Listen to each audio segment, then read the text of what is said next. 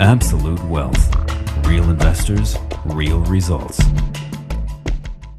everybody, this is John Carter from SimplerOptions.com, and welcome to tonight's update. We're going to take a look first at the spiders, and then we're going to look at the S&Ps. So the question here is,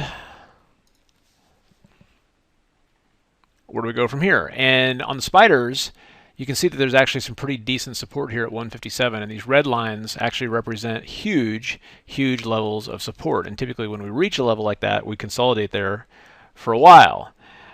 However, that being said, if we look at the Dow actually has that level above it. And what I'm looking at here is that the Dow can actually break out from here and head up to this level, and then we'll see. You know, this market, it just keeps going and going and going. Now, of course, we've got the employment numbers on Friday. At this point, as I'm doing this, they have not been released yet.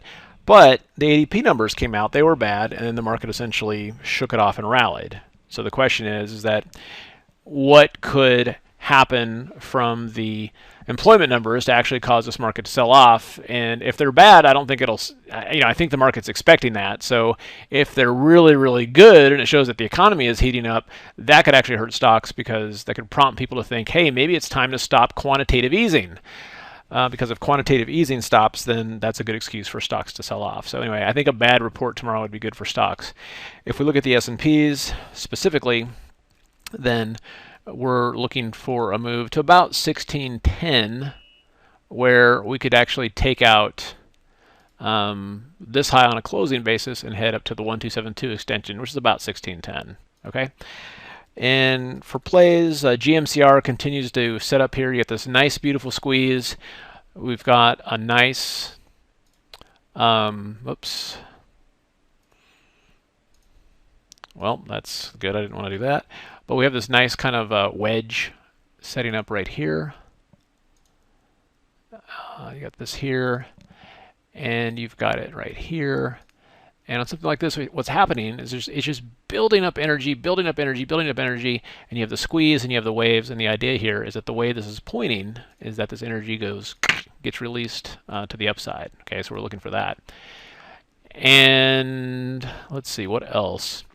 There was earnings today on LinkedIn. LinkedIn was down after hours. They do have a conference call later. We'll see if that helps or hurts that stock. It closed around, it's down 13, but it was actually up 7 today, so it's really down about 20 after hours, which coincidentally was the expected market maker move if you were doing any option plays on that.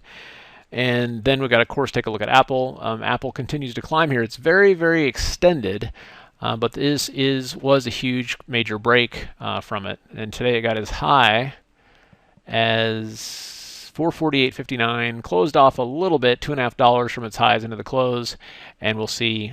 Essentially at this point is, I mean, if Apple's broken out, it could actually go back and retest 466, but it's so extended right now, it's very hard to initiate new long positions here. You're overbought on every level. So we'll see. What I want to look here is let the employment numbers come out. If for some reason that it's going to bring in a lot of new juice into the market, obviously Apple will go with it. But if the market does start looking soft, this is the first thing I would want to sell call spreads on. Okay? Hope that helps. You guys have a great night, and we'll see you at the next update.